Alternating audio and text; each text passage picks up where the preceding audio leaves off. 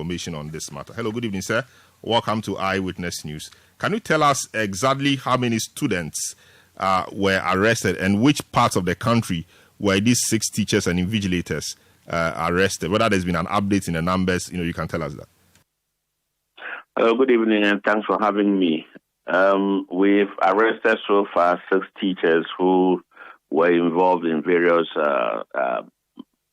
cases of malpractice, and we reported them to the police.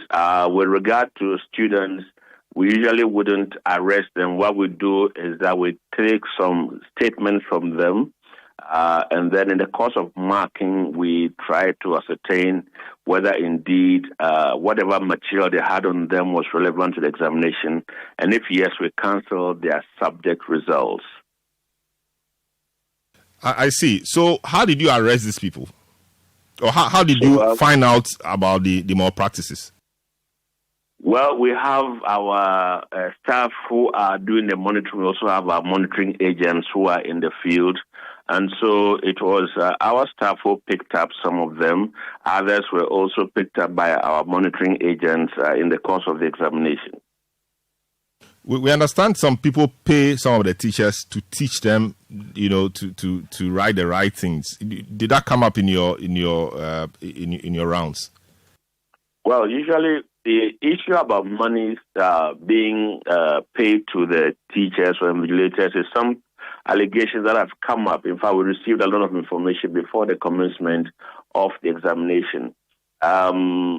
As we speak, even just this afternoon, somebody called me and told me if I should bring media people to the center there, and they will be able to, verify that indeed monies have exchanged hands. But in the course of the rounds of our personnel, no one has reported that they've actually, chanced upon people, collecting monies or candidates paying monies to the teachers.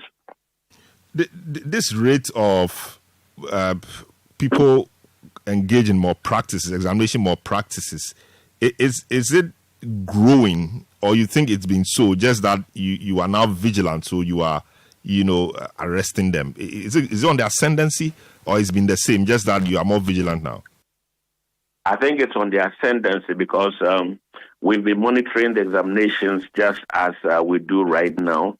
And when we realize that these incidents are happening, for example, you realize that there are growing cases of collusion where you have candidates producing the same material, be it correct or wrong, and that raises eyebrows. And so that caused us to do a lot more investigation. We realized that the teachers were actually assisting these candidates or allowing them to have their way in the examination halls.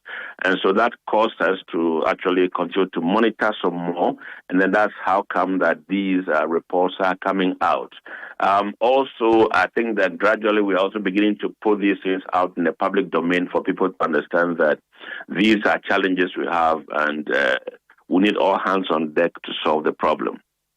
What will you attribute this to? You say it's on the ascendancy. What will you attribute that to? The fact that more people want to engage in exam or practices now, and even teachers assisting students to do the wrong thing. What will you attribute that to? Well, I think that for me, a lot of the teachers probably feel inadequate, like they probably haven't done all that they need to do in preparing the candidates towards the examinations that they have to write. I also believe that there are some of the heads of school also want to have their names in the good books, if you want us to say that they provide for the children this, so that the results will come out and then the impression is created, well, even as head of school, this is what I'm doing. We don't have any firm, reasons to say that, yes, this is what it is, but these are suspicions that we have. I see. Thank you so much.